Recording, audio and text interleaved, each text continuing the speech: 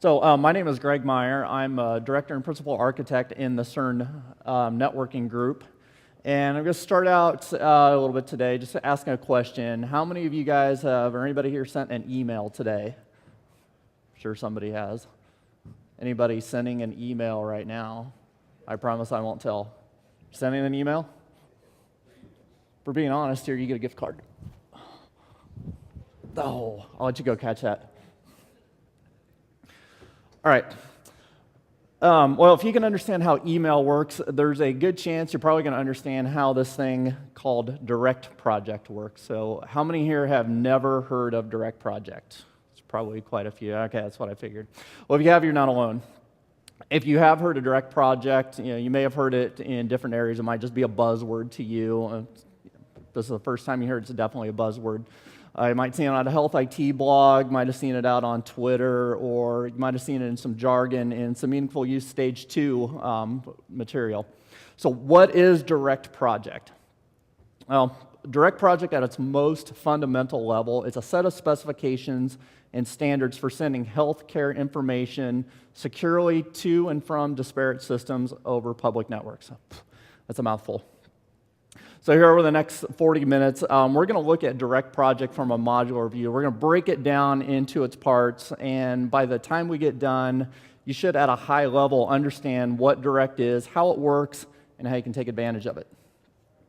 So before we start into what is DirectProject, I always like to start with the why and see what the value proposition is. So why does DirectProject exist? Why are we doing it?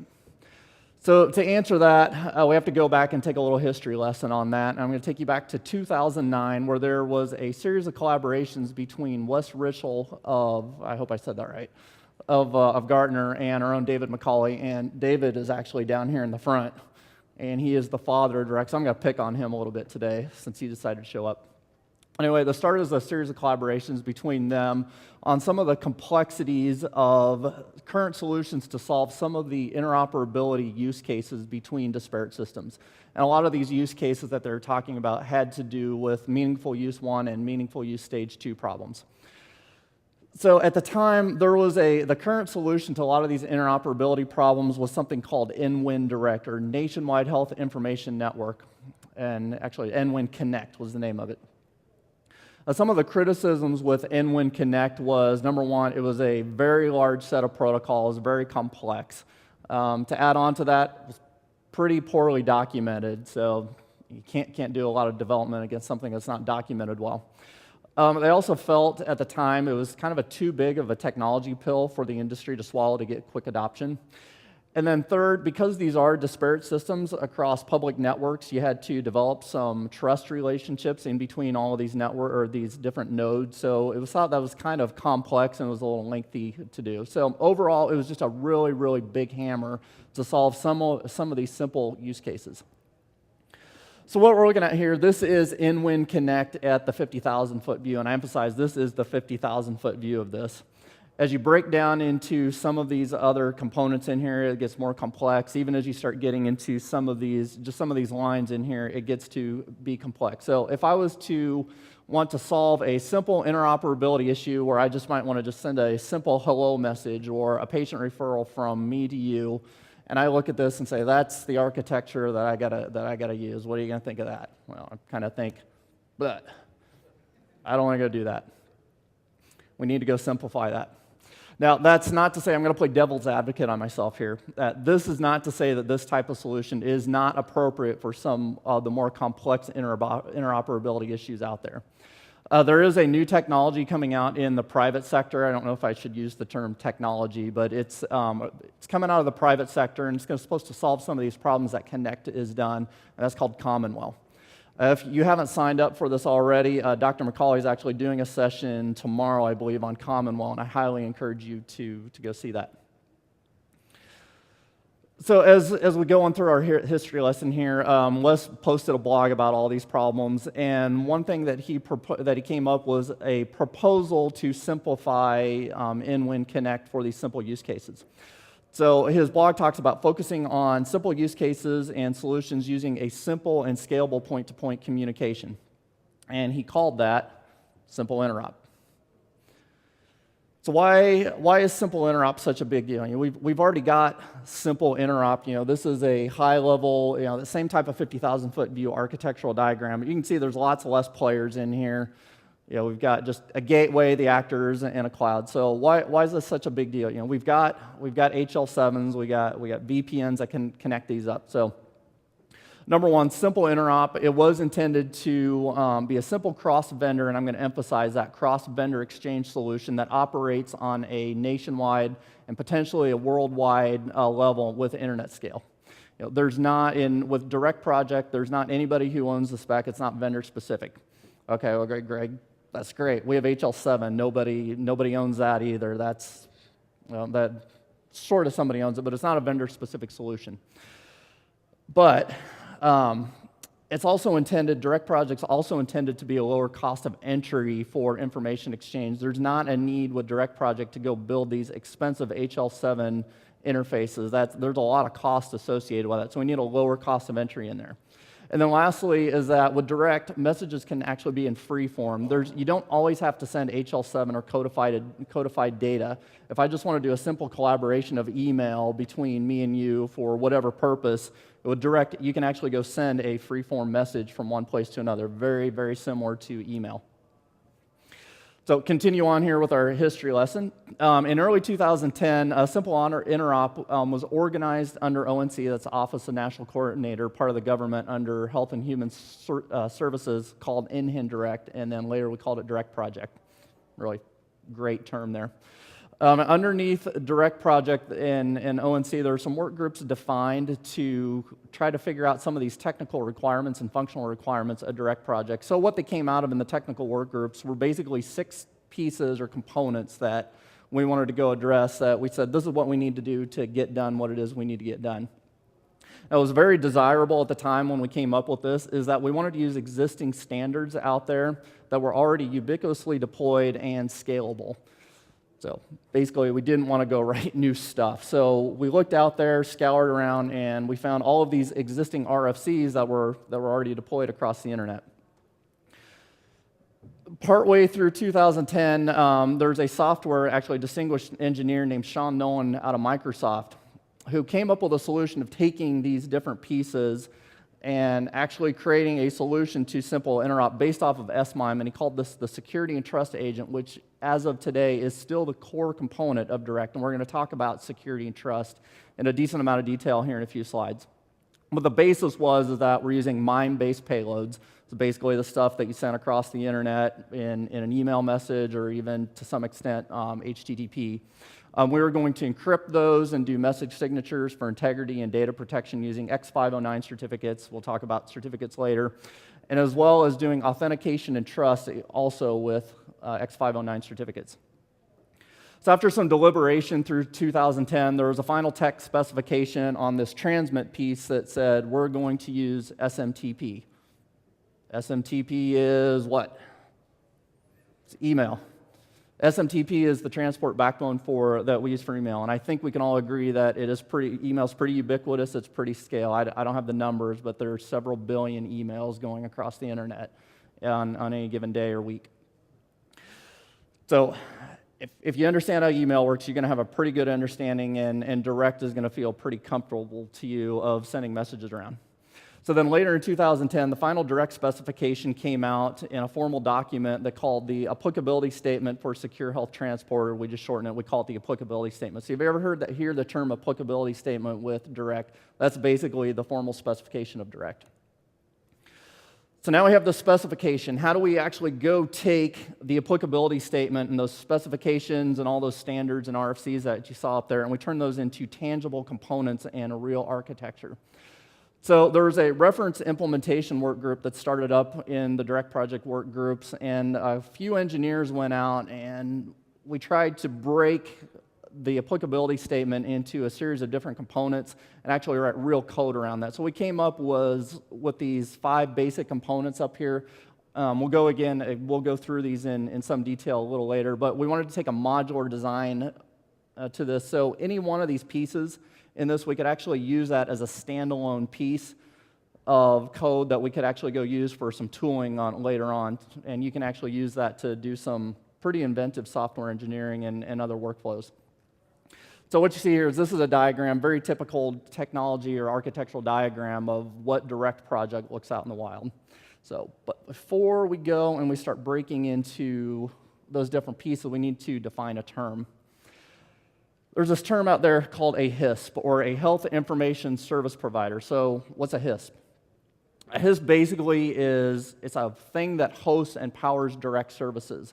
So what you can think of as a HISP is kind of as your utility or your ISP for direct services. So how you'd use Time Warner Cable or Google or Gmail for your internet provider or for your email provider. There's all this stuff, all of these components that make email work. You don't put that on your laptop. There's some service provider up in the cloud that provides all these services, your email address, routing. When we get into direct with security and trust, all the certificate management that you do, the trust relationships between all the endpoints, all that stuff is pushed up into the cloud in the HISP, and we let them worry about it, so you as developers of workflow don't have to worry about it. HISPs themselves, they can actually be business models. There are companies out there that have created HISP solely as just a business, and they're more than welcome to go do that. Cerner has stood up our own HISP as well. It's called Cerner Direct. It's a cloud-based approach to us. A lot of these other HISPs out there, they'll take these HISP services and they'll actually go deploy them on the client sites.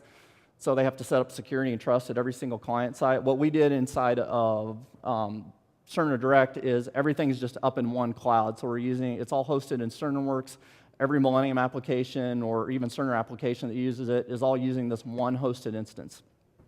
And I'm gonna kind of preface what we'll talk about later, but that one utility that's out there is available to all of you as Cerner developers of your applications to take advantage of this utility. Okay, so now we know what a HISP is. Let's start talking about some of these services up there. So we're going to start with the backbone. We're going to start with the bottom and start moving our way up here. So the first part of it is the backbone and the gateway. So what is that? The backbone is basically, it's a medium that transports these messages across the public internet from HISP to HISP. And I thought I saw David Edwards walk in here a second ago. Made a profound statement, I think about 3 years ago at one of Neil's keynote speeches at CHC. Said, I don't mean to trivialize this, but I think one of the key technologies coming up for the future is the internet. That's basically what we're using the internet for in DirectProject. The backbone is the internet. We're using that. What is this transport protocol that we're using across there? It's SMTP. It's email. So all the infrastructure that's already built out, ubiquitously deployed on the internet, that's what we're using. There's no need to now go out and build a whole brand new messaging architecture. It's already there. So how does email work? Well, I'll quickly kind of go through it, but basically you start out with an application, so we'll say Outlook, Thunderbird, something like that, something to create content. You create your content, and it's your message. You put your to and from in there, and then you go send it off to your email server. In that case, that's a gateway. That's this little guy over here on your left with a slingshot. So your email server takes that in, and now it looks at that recipient list, says, okay, and I need to go send this somewhere. How do I know how to go route this thing? So what they do is they take the domain name off of the email address. They go up to DNS. DNS has these record types in there called MX, or message exchange email types. And so based off of that email domain, there's a response that comes back as part of that email query and says, here's the servers, here's the IP addresses or the A record names of all the servers that are hosting email services for that domain. So now your gateway knows where to go send that message, fires it across the wire, and now the other side gets it. There are a few differences between direct message exchange and regular email exchange. One, if you take anything away from this, don't think of DirectProject as email. The email and direct, even though I say they're pretty much the same, they do not actually equate to being the same thing. Direct actually just rides on top of the deployed email infrastructure. So it's really just a transport. It's an enabler of workflows. It's not the workflow, but it's an enabler of that workflow. The other key piece and difference with this is that when you're sending email messages across the public internet, and this is probably 90+%, I can't verify that, but take an educated guess. When you're sending that over public internet, those email messages are completely unencrypted, and just plain text and whatever SMTP does. With Direct, every message going across has to be encrypted and signed and is protected with that for data integrity and so nobody can snoop on it. And we call that SMIME. So how do we get an SMIME message? Well, this is where the security and trust component now starts to come in. I was going to kind of go through some elaborate detail on this on SMIME, but I think we'll cut it short.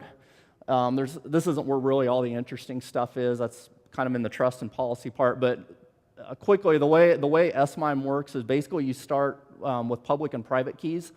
We'll talk about public and private keys here in the next slide and X509 certificates. But basically, you start out with an email message. And then you get the sender's private key to go sign that message. What is it? And it creates a digital signature.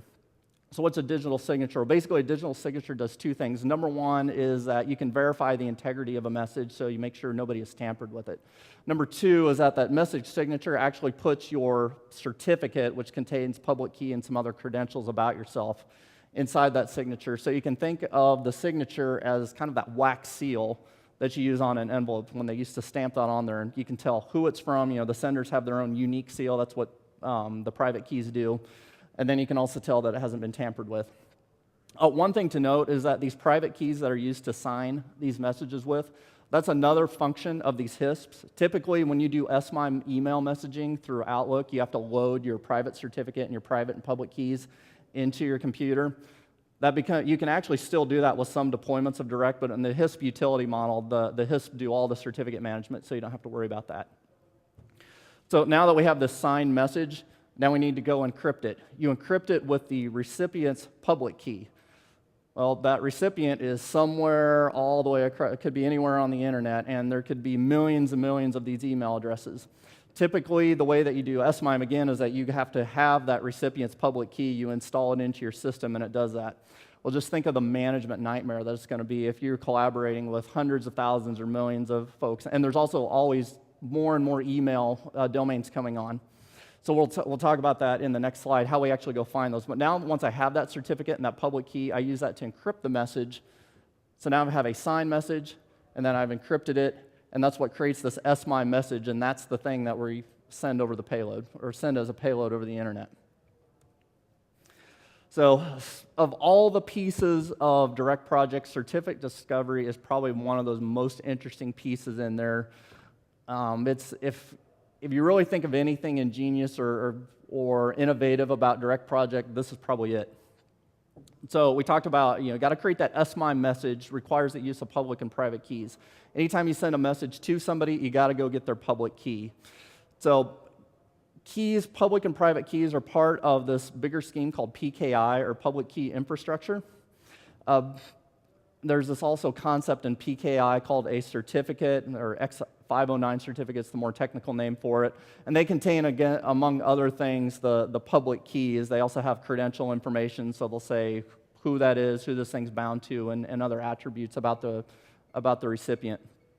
We mentioned this earlier. PKI is traditionally somewhat hard to manage, and the key distribution can be an issue, especially if I want to go send to anybody, I got to make sure I have their public key. So with DirectProject, what we wanted to try to solve was we wanted a way to dynamically discover these certificates over the internet, again, using existing standards and deployed technology. You're going to see a pattern here of we want to use existing stuff that's already out there. And one of the things that I get kind of backlash on is, hey, Greg, that's awesome. You're going and solving all of these problems out there, email, DNS, with technology that the entire industry adopted 20 years ago, so great job being innovated. There's still some value in that, and if I take any more backlash on it, I'm just going to say it's David's fault, because he came up with this idea of wanting to use it. But I mean, it still has value that we're just riding on top of stuff that's already there. We're trying to find simple problems to simple use cases. So this being the more interesting and innovative piece, how does discovery work? Well, the first thing we have to know is that certificates are bound to the sender or the recipient's email address. How do you go do that? Well, every certificate that's used in Direct is required to have an attribute on it. They're called extensions. And one of those extensions or credentials in there is the email address that is bound to that certificate. So now we have a certificate. It's got public keys in it. and there's some email address. So that's always the prerequisite with Direct, is that you start with the email address. That's the only thing that you know is the email address. So now that we have that, now we need to go find these certificates. So there's two ways in Direct that we do. Number one is using a very little known RFC in DNS called a DNS cert RR record. Basically what that is, that's a DNS query that returns back certificates. So that's one way we do it. There's this concept called address bound or domain bound. If we have an address bound, says we just take the entire email address and that's the query, and then we get a certificate back. And then there's this other concept we won't go into, though, called a domain bound, where basically I get one certificate that represents every entity underneath that single domain. So that's one way to go do it. The problem with DNS discovery is that most DNS servers, commercial or even private, don't even support this. The direct reference implementation, and we'll talk about that a little bit, tried to fill that hole a little bit, but a lot of the infrastructure that's out there today still doesn't support that. So we need a fallback. So we did some scouring around, and then we came up, we're going to go use LDAP. LDAP supports all these different things. It's a very well-established RFC that's out there. But we still have to go find these things. So starting with that email address, how do I go find these LDAP servers that are hosting that? Well, again, we fall back to DNS, and we use this more known record type called a DNS SRV, or basically it's a service locator entry. You take the domain name, send a query out to DNS, comes back, and says, here are the servers that are hosting services for what you asked for. In this case, we're asking for LDAP services. So now I got the LDAP services. Now I can start making queries against that. So that's certificate discovery. And there are some nuances in LDAP with security. You know, we're using anonymous bind, but we'll let the administrators take care of that. And I'm sure our keynote guy would kick me for saying that because I'm punting it over, but... So the last step of security and trust is the trust aspect of it. Now, trust indirect means a ton of things. It's a very, very overloaded term, and David and I have talked about this too, so we probably shouldn't have used the term trust, but it's out there and everybody's using it. But we're going to look at the term trust from a purely technical perspective. What does it mean to actually trust somebody? So trust in this means that the entity represented by that certificate or that credential is somebody that you actually want to do message exchange with, and not only somebody you want to do it, but you intend to. So there's two pieces of it. The person that I'm doing exchange with, I know for a fact, is the person on the other end, so that's the authenticity. I know who they are, and you can do that through digital signatures. And then number two is that I want to make sure that that actually is an entity that I intend to. I want to do business with another physician. I don't want to go do it with some guy selling baseball cards down the street. So how do we go do that? So let's kind of go through a little example here. Let's say you and I, we meet out at a conference out in Las Vegas, and I tell you that I am the world-renowned neurosurgeon, Greg Meyer of Johns Hopkins Hospital. You gonna trust my credentials just off of my word? Probably not, especially if we're out in Las Vegas. We know how everybody is so truthful out in Vegas. So take it a step further. Let's say that I have a bona fide, authentic credential that says, I am Dr. Greg Meyer of Johns Hopkins University. And it's some unspecified medium that says that. It doesn't really matter right now, but it says I'm that. Are you going to trust my credentials now? Probably not. You probably shouldn't unless you know who actually issued me those credentials. Somebody has to vouch for those credentials. So let's say that you find out that my credentials were issued to me by some fictitious Center for Medical Certification run out of the back room of the Aventail Bottling Company. You gonna trust my credentials now? Yeah, it's probably going to be pretty shaky. So we'll say instead that you find out my credentials were given to me by the AMA. Probably a much better case that you're going to trust my credentials, since almost every doctor knows who the AMA is. At least I hope they do. So trust that we're talking about in that context is very similar to how we talk about it from a technical perspective in Direct. You've got these concepts, so we're going to say the X509 certificate. That's my credential that we were talking about, is the X509 certificate. And then the voucher is this concept called a issuing certificate authority, or also called a trust anchor. They're somewhat one and the same inside of Direct. So if you hear CA, certificate authority, and trust anchor, you can think of them as the same way. In our example, the issuing certificate authority is the AMA. Each credential is actually digitally signed by that trust anchor. So what that does is that creates now a definitive, unambiguous link between the certificate and the issuer. If you have the certificate, you know for a fact who the issuer of that is, so you can go ask them and vouch for it. And we call that certificate path or trust chaining. And that's how trust is verified inside of Direct. So inside of Direct, your HISP or your utility keeps a store of all those anchors that it trusts to actually go issue all of these credentials. The HISP decides which trust anchors it actually wants to trust, and that is probably the most important decision that any HISP can make inside of Direct. Knowing what anchors you want is going to determine who you're going to trust. So if we look at our example here, we're probably not going to want to go pull in a trust anchor from the Aventail Bottling Company. Don't have a lot of confidence in those guys giving out valid credentials. But I probably would want to go trust something from the federal government or from the AMA or VeriSign or some legitimate certificate authority. So when Direct actually encounters a certificate, what it does is it makes sure that that certificate using certificate path chaining was actually issued by an anchor that we trust. And by that, therefore, you can authenticate that the sender or the recipient really is who they say they are because they got signed by that digital certificate. And since they're in our trust list, we know that, yeah, that's somebody that we do want to go do business with. So this is probably the most complicated part but the most important part of Direct, so that's why we took a little more time on that. There's actually a lot more that has to do with trust. Direct is probably only 30% technical and only about 70% policy and bureaucracy. But at least from a technical perspective, that's the definition of trust. We could actually spend about 5 or 6 more sessions just talking about trust, and we won't go do that. So now that we've talked about how security and trust works, now you're actually ready to start running some applications on top of Direct. So how do you go do that? Well, HISP can provide APIs of their services to go do application and service development, and in Direct we call these edge protocols. That's actually the term that Direct lists out, I think, in the applicability statement. But Direct does not actually specify or require a specific edge protocol to talk to it. The HISPs can decide what they want to support for edge protocols. So these are some examples that are up here, some common ones. The first being SMTP POP and IMAP. Those are very common email protocols that are out there. There's this other one, I'm not going to go into detail, called XD and uses SOAP. That's actually part of an IHE profile. You can take a RESTful approach. The Cerner Direct solution actually uses we have a RESTful API that we expose as part of our utility. And then the last one, you can do any proprietary API that you want to come up with. I just called mine Clyde. It's kind of a generic name I give for anything. But these are those edge protocols.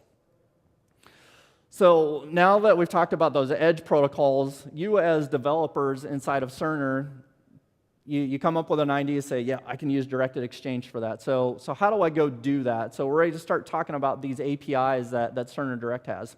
As we talked about earlier, the good news is Cerner Direct does implement a HISP called Cerner Direct, and all of these difficulties that were in our past few slides around security and trust and everything, Cerner Direct handles almost all of that.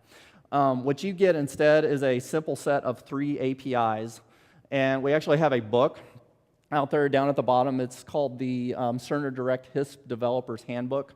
It's written in O'Reilly style. It's not a technical document that you would pull down and have to go sift through. It's actually written as a standalone book. So that's kind of our de facto guide for anybody wanting to go write against the Cerner Direct HISP. It's got all the ins and outs of everything you'd ever want to know about writing direct-based applications with Cerner Direct. I did say earlier that everything is REST-based, so that's our core API if you want to write against REST. The developer's handbook tells you how to go do that. But if you want to kind of speed things up a little bit, we do provide a Java API to go do this, and there's 3 specific APIs. The first is around provisioning and managing users. So part of what you have to do to become a solution that uses Cerner Direct, you have to register your solution. And since it is email, you have to get email domains to go do that. So that's what this provisioning is, and then we'll talk about the next 2 here in a second around just actually sending and receiving. Those are the other 2. So we'll look at the provisioning service. Just a very simple set of 5 or 6 calls here. You can get a list of all your domains that you actually run, so you can start writing management tools around this for your applications. You can go create or provision users. That actually creates an email address for a user. You can get a some specific attributes about your user. You can update status, so you could go suspend a user, delete it. Well, you can't actually delete, but you could kind of terminate it or shut it down. Or you can get a list of every single user out in your system. So that's provisioning at a high level. The next one is sending messages. I mean, that's really what you're all about, is sending and receiving messages. The Cerner Direct API has one method with 6 different variants, but they all pretty much do the exact same thing, and that's sending a message. Each one of these takes a RFC 5322 message. That's the internet message format, or basically a MIME message. You can do it in any format here. You can do it as a raw string, input strings, MIME messages. There are variants, which is a fail fast. So since SMTP is an asynchronous protocol, with some of the way that you know if it was failed is you would get like a bounce message back. But we do have some options where you can fail fast. So let's say security and trust fails, or your message size is too big. Instead of waiting for a bounce message to come back, we'll just notify you immediately that nope, we can't send that out there. And then actually creating these RFC 50, these IMF internet message formats, you can just use the Java Mail API. I mean, it's a pretty well documented API, fairly simple to use. It's got a few things in there that are a little flaky, but overall, it's pretty simple to use. And then the last piece of this is actually receiving messages. Now, as I said before, SMTP is an asynchronous protocol, so it's not like you just do a request reply. You could go do it, but that would require basically doing polling every now and then, saying, hey, do I have a message? Do I have a message? Do I have a message? So instead, as part of you registering your solution as a user of Cerner Direct, part of what you have to do is specify a RESTful URI that we're going to send messages to you as they come into the system. So that API basically that we define for sending messages to you consists of 3 things. First of all is a URI, so you have to tell us what URL you want us to go send this to. And we do have so this is REST, we do have a specific resource at the end, which is /messages, where you're going to send this. And then the payload, or the representation, if you want to talk REST, is that RFC 5322 message, so it's a MIME message. And then the reply that you give back us is a JSON reply, basically indicating your status, yes or no, that you were able to receive the message and you took ownership of it. So that's basically it. And what you're looking at here, this is some skeleton code of what your API or what your RESTful interface would look like using JAX-RS. All right, we are almost exactly on time here, so we're going to switch gears a little bit, move away from you doing application development, talk a little bit now around where Direct came from and some of the stuff that's out in the open source community. So how and where is Direct developed? Direct itself, so DirectProject, it is an open source project that has its own development ecosystem, so it's a big open source project. The project does implement a couple reference implementations. There's one in Java and one in .NET that actually implement the applicability statement. So we saw that architectural diagram out there that tried to implement or design the applicability statement. There is real code out there that's all open source, and it's licensed under the BSD license, so it's a pretty easy to use license that you can take advantage of. There is a wiki out there. I know you can't read this, but that's not a big deal. We've got links for this at the end, but there is a wiki out there for general documentation and discussion. There's an entire section dedicated to the reference implementation. It explains how to get started, where to go, where you can go get the code. So let's talk here briefly about the code. I did say that it is an open source project. It's currently today open, or it's hosted out on Google Code. There's some political reasons as to why it was Google Code. So anybody can check it out and view it, and there's a handful of committers to that. We have talked about moving it to GitHub at some point, just not there yet. Like I said, there's some political reasons and historical reasons to get around that. The ecosystem, at least in the Java reference implementation, it's all Maven-based projects. DirectProject actually does have a group out in Maven repository, so every single end state is actually published out to the Maven Central repository. So if you want to go write some of your own tools that use some of these reference implementation components, you can just pull them right in as a dependency, and they'll pull in from Maven Central. And as with any good ecosystem or open source project, there are project sites out there. that's got Java doc, user's guide, documentation, developer's guide, and they're all published out to the websites for those project sites. One thing to note is that Cerner is the primary source contributor to the Java reference implementation. We've written about 90% of the code in that open source project. As of January, we had pushed about 50,000 lines of code and documentation. As of July, it's actually probably getting closer to 60 to 70,000. So this project is not dying. I mean, it's still going on and very ongoing. So, there's always new features still in development, and we are always looking for volunteers. If anybody has some open time and wants to start contributing to this, feel free to fire me an email. We'd love to get you involved in that.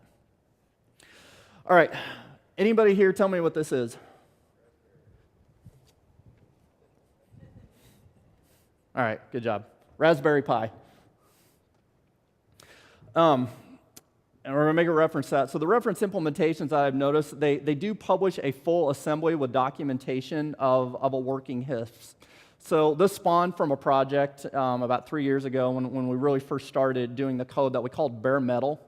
And the intention of this was to start with a bare bones machine, and we wanted to quickly implement a fully and running HIS.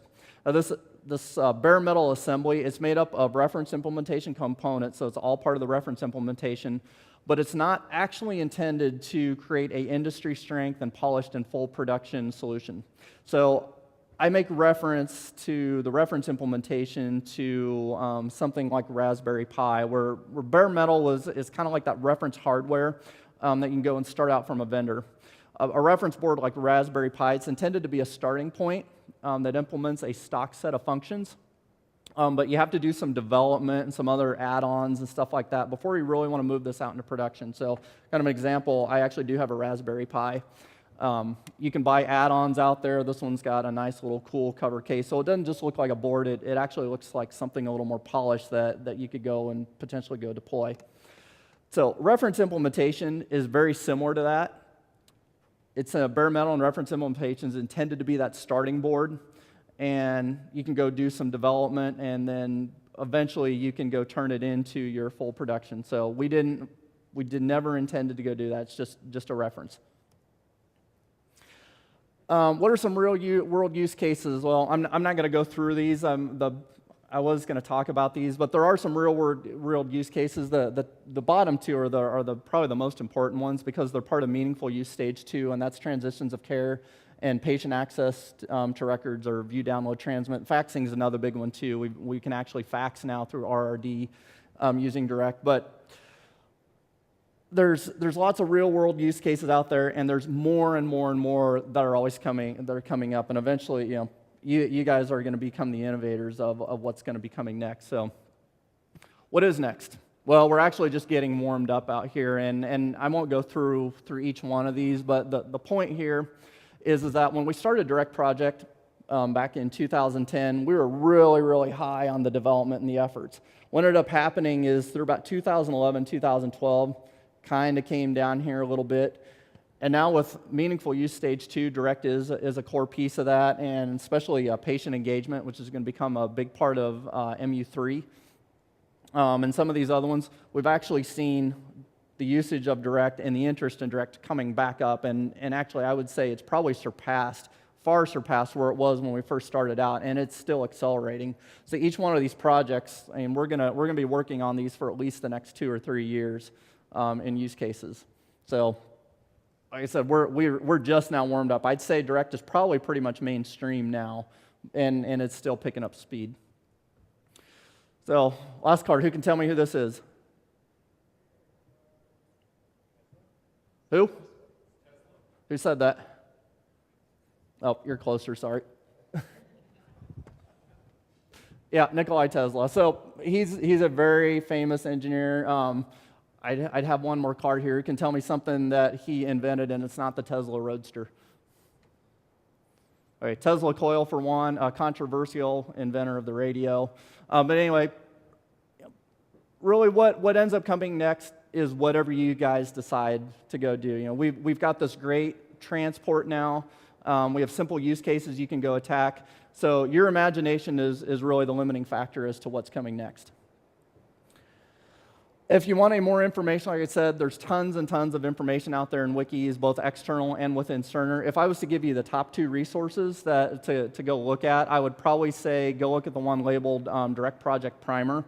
That was actually the catalyst for this presentation. It's a 3-part blog that I wrote and published out on Cerner.com's blog last year that's called the Modular Review, but it really gets into a lot of detail on this.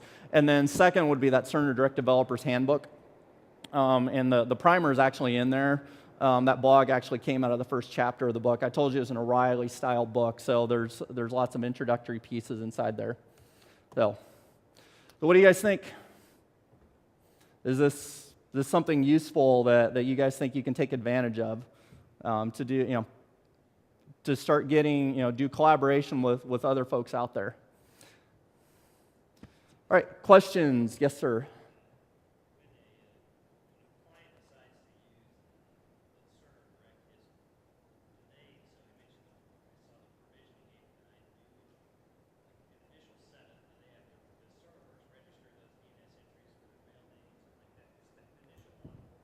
Yep.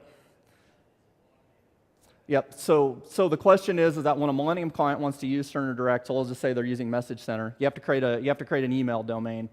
Do you have to go in through Cerner Works and set up all the DNS? Yes, we are using public infrastructure. So anything that has to get done today with setting up a typical email domain, same thing has to be done here. You have to go. We actually have a request form that you go out and say, here's my email domain. We go out. We automatically handle putting in all the MX records, NS records, creating certificate records. So yeah, all that stuff is part of our typical operations. So great question. Other questions? Yes, David.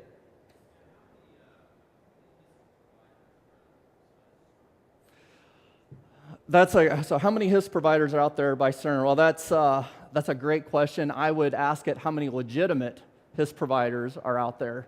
I hold these things called direct connectathons. So basically, anybody who wants to pull down the reference implementation and do a connectathon, we're basically testing interoperability. I get about 20 to 25. There's probably been 40 to 50 different HISPs that have come through there. The thing is, the majority of these guys are using reference implementations. I had mentioned earlier that policy was probably the biggest part of what a HISP can do, and the vast majority of those HISPs out there are not doing best practice policies. So if I was to say how many HISPs are actually out there doing best practices, and that's what I call a legitimate HISP, I could probably say I could count them on just a handful, maybe 10. I know of at least 6 that have gone through an accreditation. There's probably 3 or 4 more that I would actually say are good industry strength HISPs. So great question. Yes? Yes, PowerChart Message Center I can't remember which revision it is, but the latest revision of PowerChart Message Center, if you type an email address in there, yep, it's direct enabled. You're actually sending out there. So that's a great part of this about being a centrally located HISP. Any Millennium client that has Message Center has implemented this. Every single one of them are now direct address, and we all trust each other. And we are establishing trust relationships with, I think we have 5 or 6 other of those HISPs, what we call legitimate HISPs. SureScripts, which is Epic, is actually one of those as well. That one has just come through recently. So we are building this nationwide network as quickly as we can. That's a whole other piece called scalable trust. I actually had it in the presentation, unfortunately ran out of time. But yeah, that's another great question. Yeah?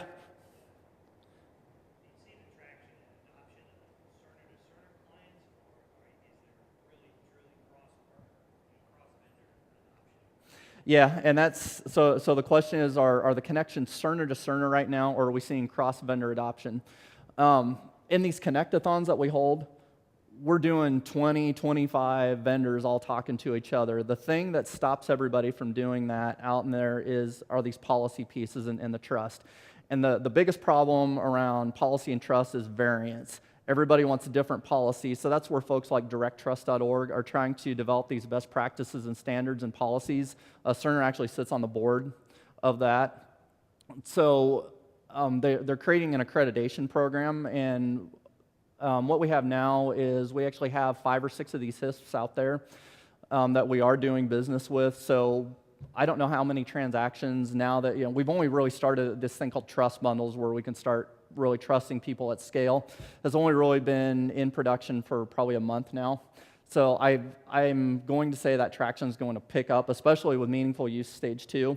You have to certify, that's one piece. That just means you can do the technology, but then the attestation, actually getting paid, means you actually have to talk to other people out there. So that's going to be the piece that really drives it.